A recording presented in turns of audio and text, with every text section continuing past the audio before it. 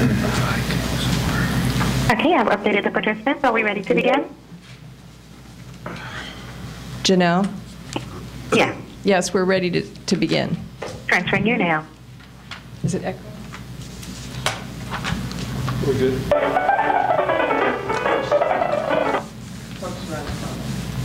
Ladies and gentlemen, thank you for your patience and for joining the American Iron and Steel Institute 2012 General Meeting Press Briefing. I will now turn it over to Tom Gibson, who will introduce the panel of speakers. Please go ahead.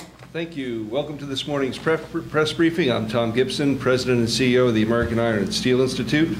AISI serves as the voice of the North American steel industry in the public policy arena and advances the case for steel in the marketplace as the preferred material of choice. Together, our member companies represent over 3/4 of both U.S. and North American steel capacity.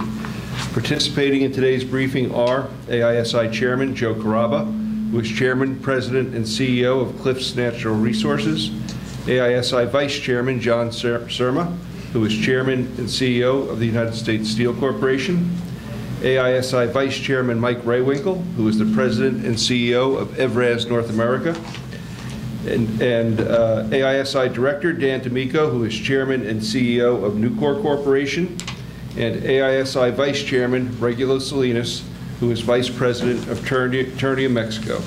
AISI Chairman Joe Carrabba will kick things off by commenting briefly on the latest industry data. Joe will also touch on our public policy priorities for 2012. Then each participant will offer his thoughts on some of the industry's policy priorities. After those opening comments, I'll open the floor to Q&A. We do have one request. Please remember before asking your question to give your name and news organization, and I'll alternate between in the room and on the phone. So thank you, and with that, I'll turn it over to Joe. Thanks, Tom, and good afternoon, everyone. As we near the midpoint of 2012, we are seeing positive signs that the economy continues on a slow but steady recovery, although subject to volatility, particularly related to the downturn in Europe's economy and the slowdown of the Chinese economy. U.S. steel shipments were 25 million tons in the first quarter of 2012. We expect to see some strengthening in demand for the second half of the year. The estimate is for shipments of 97 million tons in 2012, which would be an increase of roughly 5% over the 92 million tons the industry shipped in 2011. Domestic capacity utilization rose to 79% in the first quarter, a 6% improvement from the previous quarter when it was at 73%. Total finished import market share year-to-date is at 23%.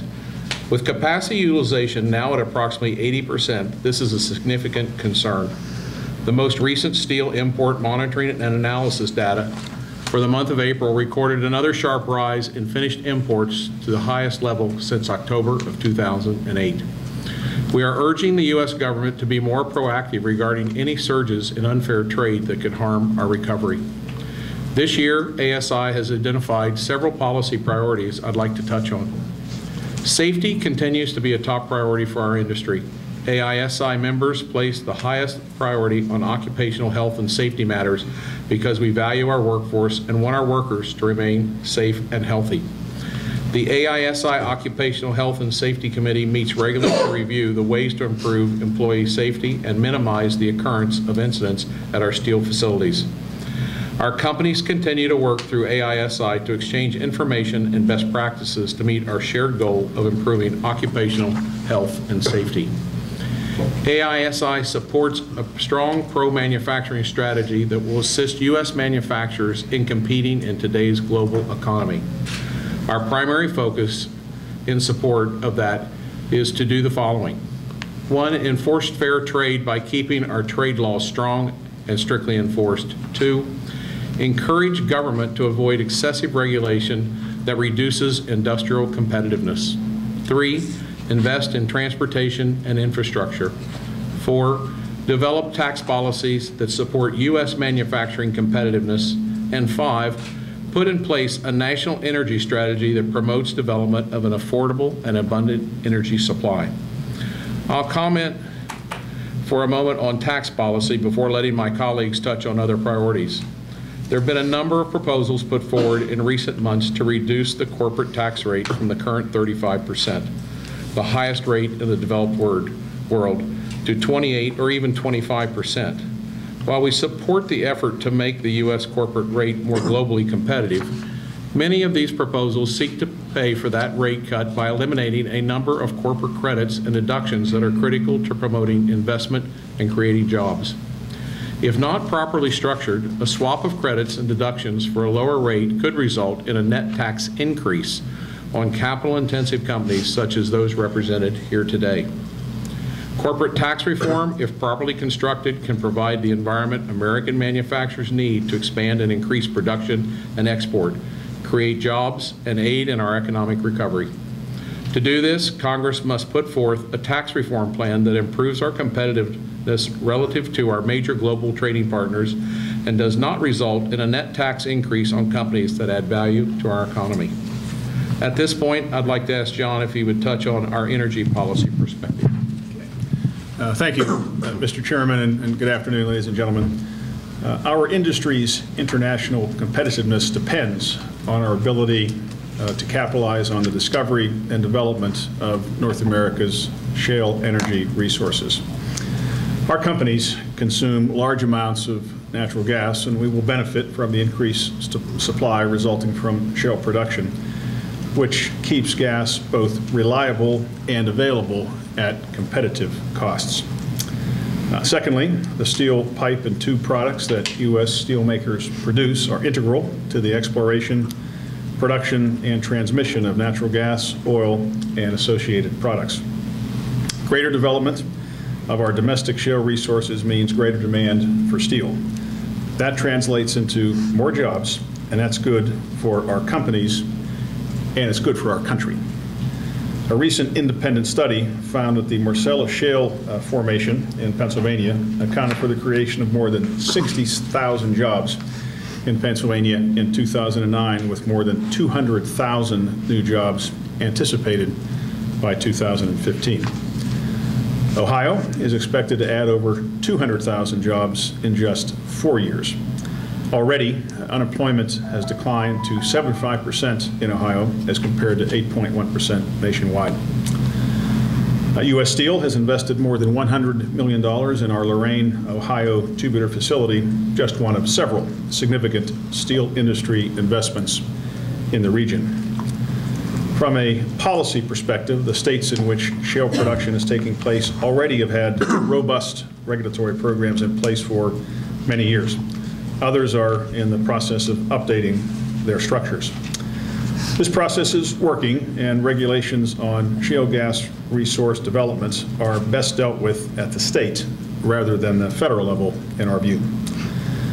On a related energy matter, our industry is concerned about new regulations from the Environmental Protection Agency dealing with electric utilities. AISI and other industrial groups are concerned that the rules could have a negative impact on the availability and reliability of electricity supply. The rules would also likely result in higher power costs, which for an energy-intensive sector such as steel would detrimentally impact the domestic steel industry's competitiveness.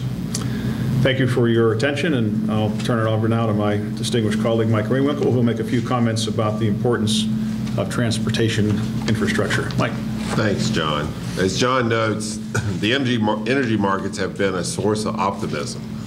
Looking at the construction sector, we do expect to see some modest growth in 2012. Commercial building construction, traditionally a heavy steel consuming sector, is forecast to improve by 2% in 2012, which is helpful, but the resulting volume would be less than 75% of what was experienced in years as recent as 2008. Non-building structures, including highway, bridge, and water supply construction, have been anticipated to see steady growth of 6%. However, this was predicated on well-funded surface transportation bill being in place prior to the 2012 highway construction season. What we've seen thus far is a series of short extensions which leave the public sector depressed, limited by state and local government budget constraints. For example, Congress passed a 90-day extension of the current surface transportation bill before it expired at the end of March. The House and Senate are now in conference committee trying to reach agreement on a new multi-year authorization bill before the current extension expires at the end of June. Absent agreement, we are probably looking at more short-term extensions into next year. These extensions, the one in place today was the 10th, just do not provide the boost that our economy needs. We need a long-term bill with a level of funding that the states can plan the big construction projects that produce viable jobs and generate demand for steel, concrete, and other materials. However, if Congress passes an adequate bill, it may be too late to benefit this sector in 2012. We must make rebuilding our crumbling transportation infrastructure system a top national priority. It is essential to be able to do business efficiently within our own borders in order to maintain our dominant role in the global economy. I'll now turn it over to Dan. Thank you, Mike, and good afternoon. In order to strengthen our economy and competitiveness, we need a healthy and growing manufacturing sector. The steel industry happens to be playing a significant role in our nation's economic recovery because we're a big jobs multiplier. For every job formed in the steel industry, estimates are that 7 additional jobs are created in other economic sectors. That's a 7-to-1 performance. For that reason, the steel sector has played an outsized role in driving manufacturing's post-recession resurgence. Our government's approach to trade policy is critical to our global competitiveness. Our priorities are to expand rules-based free trade, keep strong our laws against unfair and illegal trade, and injurious surges, strictly enforce trade agreements, and combat Chinese currency manipulation and other protectionist foreign government policies.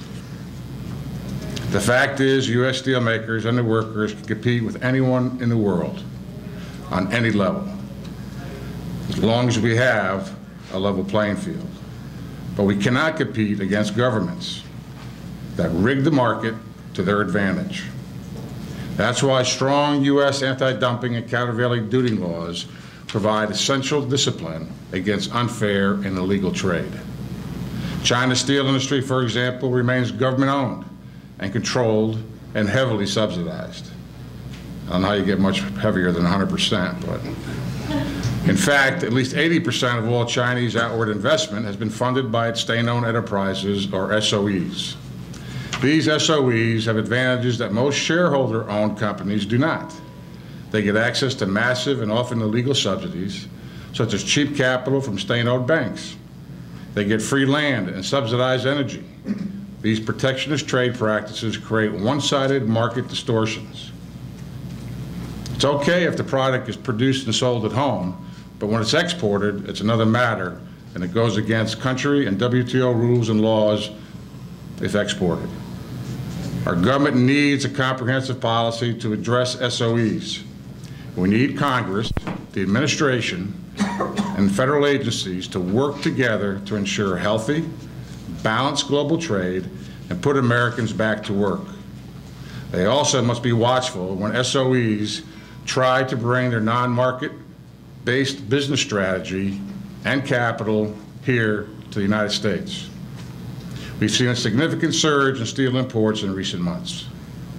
These have been particularly high in certain products, including rebar, hot-rolled, line pipe, and oil country goods. We urge the U.S. government to take a more proactive approach to address these surges in imports before they lead to additional injury. Thank you.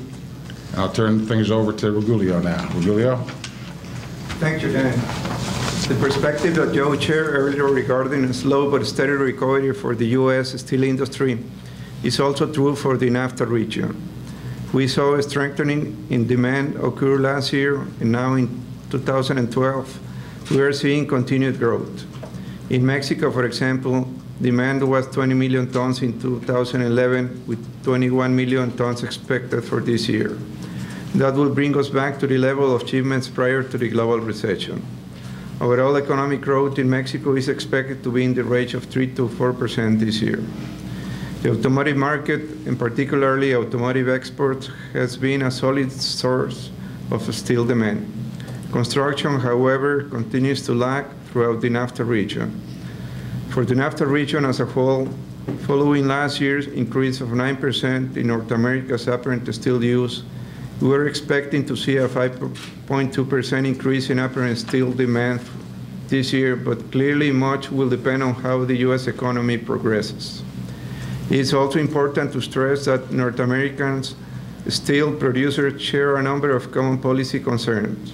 For example, we all support strengthening the NAFTA region's manufacturing base and steel North American supply chain, improving our logistical and physical infrastructure, not just at our borders, but throughout North America, increasing substantially the NAFTA region exports of steel-containing manufactured goods to other world regions, reducing and eliminating North America's large manufacturing and indirect steel trade deficit with the rest of the world, fighting unfair trade surges and unfair trade in all of its forms, from currency manipulation to raw material export barriers, combating customs fraud, circumvention, and trade law evasions, ensuring that Chinese and other SOEs play by the same rules as privately owned market-based companies, recognizing that a strong manufacturing base is critical to North America's future prosperity and living standards, and implementing pro-manufacturing domestic policies that improve the competitiveness of NAFTA steel and steel-related industries.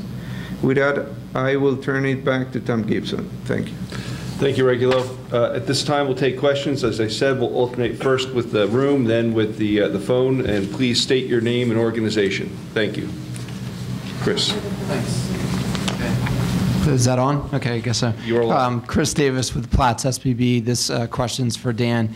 The last speaker downstairs mentioned that China has made some $120 billion in payments to state-owned oil companies in a number of countries. It's not something that's been publicized much, but is that exactly the kind of, I guess, trade strategy that China's employing that you were mentioning before that needs to be addressed by our government?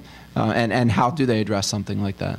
Well, first off, they just have to recognize that we're dealing with organizations that don't function based upon market-based principles, and which include making a strong profit and not building overcapacity just to be somewhere. The situation with the oil is a little different, you know, what they are doing is they are working with sovereign nations to put together a business model. The problem that we have here is that we have no such plan to deal with our own energy crises and our own energy future needs, as the speaker this morning so clearly indicated. And it's a good wake-up call, although we seem to have nobody in Washington listening. I like this idea of creating a separate independent agency like the Federal Reserve that'll actually get something done. You know, but as far as the issues here in the United States with respect to SOEs, it's the big issues there have to do with them coming in and not being concerned about where capacity in any product is, not just steel, and just wanting to be present and exporting their mercantilistic trade practices onto our homeland. The problem is they have a lot of capital, so it's very enticing to a lot of people to be able to take advantage of that capital. And so we just need to be very certain that our federal government, again, because it's dealing with other governments' ownership in these companies and other governments, has a successful plan to deal with these things to ensure that they play by the market rules that the rest of the private sector has to play by. That is going to take a major commitment and a major focus, and it's going to take some really good work on the part of both the business community and our government agencies to make sure we put rules in place that keep them honest and keep them market-based. A question from the phone?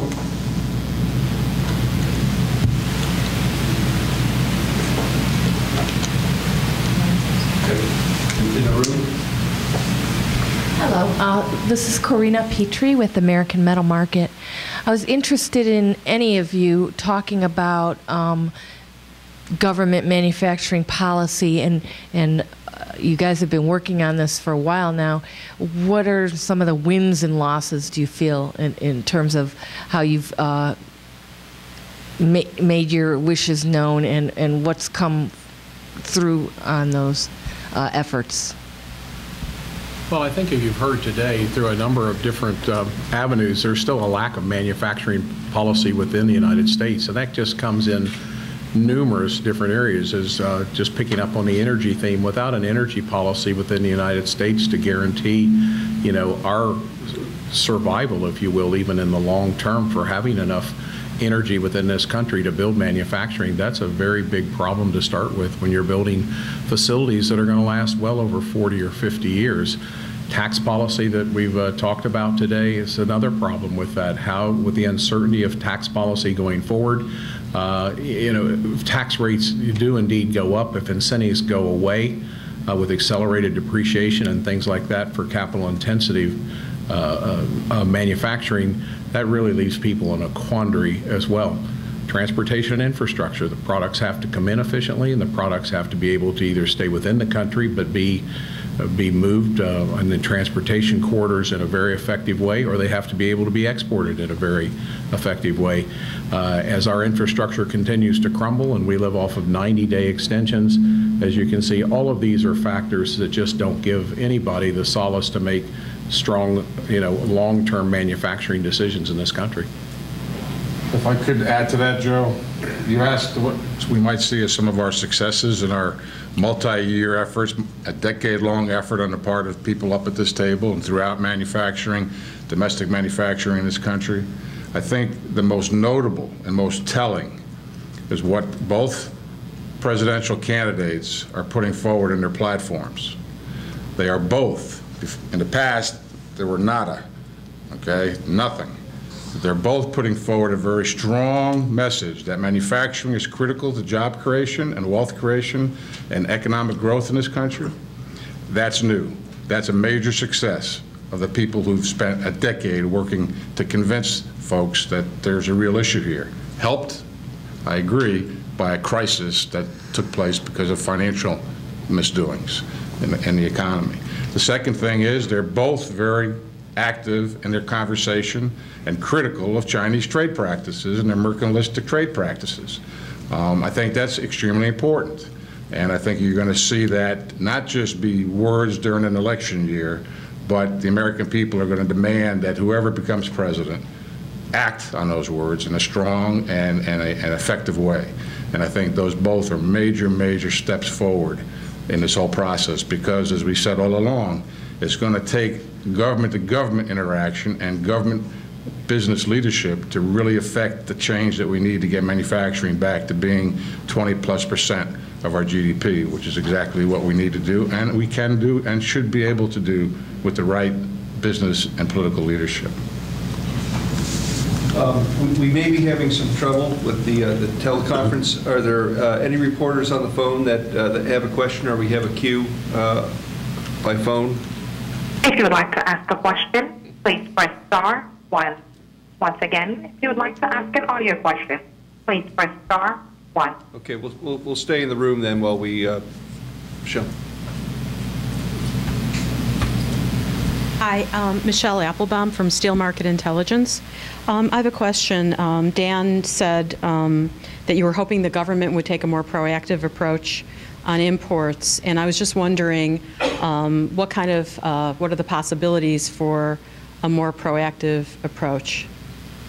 Well, the possibilities start with action on the part of the people and the companies most impacted by lack of a proactive effort, and I can tell you that that is growing and will be taking place in a very strong manner in Washington and around the country. And we will be working with, and we are working with, the USTR and the Department of Commerce and the administration to come up with a more proactive approach. And we will also, you will also see us taking advantage of the current realities that we have before us on filing trade cases for these import surges that have taken place and have impacted the profitability and the viability of many manufacturing companies, including in the steel industry in this country. So there will be action that will be taken, and we believe that our government will have the incentive to come up with ways to be more proactive about dealing with these surges, and we are working on them full speed ahead. Any questions on the phone? Your first question comes from the line of Matt Day with Dow Jones. Hey, Matt. Hey, how are you guys? Good. All right, quick question. Natural gas exports. It would seem this sort of cheap energy policy would require those not to happen. As you forecast things out, does the shale boom, sort of hold the same dividends even if we're exporting gas to abroad? This is Tom Gibson. I'll take it. I guess the way I'd answer that is at the current levels of export, we're not seeing any adverse effect. The current levels of export seem manageable. Over the longer term, when you're looking at exporting natural gas, I think two factors are going to act to influence that. One is the capital cost of building a natural gas export facility. These are multi-billion-dollar, up to $5 billion capital assets. So those are not going to be popping up like gas stations. It's going to take time. It's going to have financing to get in place. The other is under existing law, there is a provision that requires the federal government to make a public interest finding for natural gas. That provision has been on the books since the 1930s. It's not new. But it exists, and with the change in circumstance now, with the U.S. having such a bonanza of natural gas, I think that the federal government will have a task to better define exactly what that public interest test means. So nothing here is going to happen fast. It's going to take financing. But it also means that the resource is going to have to be exploited, and our bigger concern right now isn't so much the possibility of exports demanding more and more of the gas in the long term. It's in the short to medium term about whether or not the federal government is going to allow the resource to be exploited or is going to step in and attempt to override the states and cause problems that will delay the exploration and production of that resource. Dan. Dan. If I could add to that, good luck getting things permitted. Is a third potential barrier. Even things that make, strong sense here domestically, we've had problems getting permitting done in a timely fashion. So there are additional barriers to it.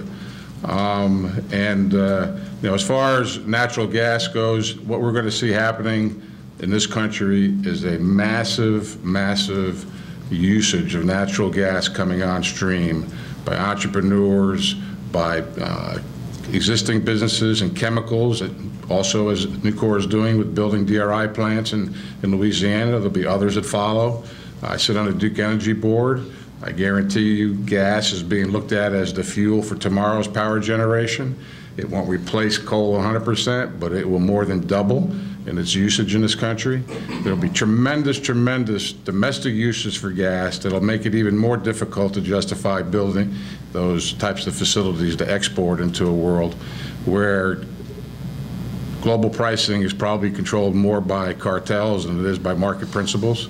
So, there's going to be a tremendous demand here. You can't have the pricing differentials exist without the market reacting. And in the U.S., the potential for manufacturing resurgence and gas usage here are unlimited as long as we develop them properly, and I think we will.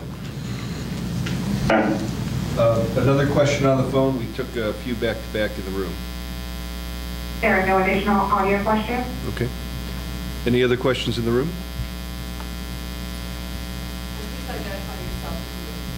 Hi, Nicholas Tolomeo from Platt Steel Business Briefing. This message for Dan. The U.S. is the largest exporter of steel scrap, and there's over 20 countries with restrictions, some sort of restriction on the export of scrap. There's no such policy in the U.S. Is that a concern long-term, obtaining scrap with the volume of exports from this country?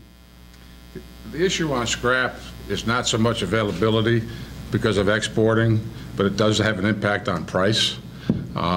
We can keep scrap here, and so that's not an issue. The issue for us is that we let the rest of the world get away with putting either outright bans on the export of raw materials or severe restrictions on them, yet they have wide open access to our markets. We're not in favor of putting barriers up to the exporting of scrap. We are in favor of undoing the barriers around the world to create an additional demand for our scrap that should be supplied by other scrap resources around the world that used to be that way 10 years ago. And I think that's an area that our government has taken very active position on. They've done some work at the WTO. They're in discussions with countries, and it's part of the discussion with respect to the Russian WTO ascension. You know, it's not an availability issue. It's just a matter of price to keep it here, which obviously can have economic consequences. But the rest of the world needs to play by the same rules. Again, hear that a lot because that's the way it is. And they need to prevent, if they won't let scrap come out of their country to the rest of the world, then we shouldn't let their steel come in. How's that for a point? If I could just add, as John Sermon, just add to my distinguished colleague's comment, he alluded to some actions that we've had at the WTO. The U.S. Trade Rep did bring, now 2 years ago, I forgot exactly when, a case under the proceeding under the WTO process. I think we were joined with the EU and some other countries in that regard as well against China on their export restrictions on a number of products, that some of which were relevant for steelmaking, others were not. And the initial round of WTO findings have been successful. So the USTR has well developed a case with a lot of our companies' involvement and support against China on exports of raw materials. I think that's another manifestation of our country's trade policy. It's a little different trade policy, but it's one that's just as important to demonstrate to our trading partners that have signed up to agreements that we expect them to adhere to them. So it was a very welcome change to have the WTO dispute panel rule in our favor on that, and the process continues. Those things take a very, very long time, not as responsive as cases are in our own country, but we just see that as another very favorable development in demonstrating that our country should expect our trading partners to live up to the agreements that they make. We'll take one more from the phone, if there's a call on the phone. Once again, to ask a question, please press star 1. And in the room, Chris, last one in the room. This is a two-part question, more for the integrated steelmaker on the panel, and also for the raw materials side. There's been a growing acceptance, it seems, overseas, especially of trading futures, especially in iron ore, swaps trading, and there's also a new electronic window that seems to be gaining prominence in China. And I'm just wondering if you think that those types of vehicles will be something that will be accepted anytime soon in the domestic market. And then the second part of the question is, Joe, obviously you're the head of one of the largest raw materials companies in the world. Is it the first time that a non-mill executive has headed this board at AISI? I'm just curious about that. Let me start with the trading platform, obviously being in the raw materials, and with the iron ore platform that CISA is trying to put in place right now. Again, I think that's there's going to be some trading that will be done over it with the new spot pricing that's been put in place. Whether it gains prominence or not, I think has a long way to go. I mean, still trying to find that counterparty for that trade is pretty difficult to do. So I think it's wait and watch at this point in time. We're exploring all the avenues, but I really don't have an answer on this one. As much as we look into it, it's a difficult one to really see the momentum and the traction being built on that. You're about the third person to ask me that in the last 2 days, and I've never thought about it. And I'm going to have to turn to some of the historians of the AISI, of the Institute. I'll have to go back and do some research. I don't really know. Since 1908 in the current form, and I think since 1853 in prior incarnations. So ever is a long time when you have that long a history. So I'll have to go back and check, but probably not in the. But I will tell you this: what interests my customers fascinates me. And I would further say, as our on both points, Chris, we're watching and observing the developments in these potential platforms. As my distinguished colleague is, we're less active of necessity, just given our position in North America and in Europe. But to the extent it becomes an important element of the metals value process, then we'll keep a closer eye on it. But we're just in the early stages of watching it. I don't know if Joe's the first of in his sector, of our sector, to be the chair. But as I said yesterday, as I was passing the gavel over, he's a distinguished leader, and we're very fortunate to have him, and I think the Institute will be very well led. So we're glad to have him. Are there any calls in queue on the phone? There are no additional questions. Okay. If not, we will wrap it up. Thank you for attending, and we'll see you at the rest of the event. Thanks.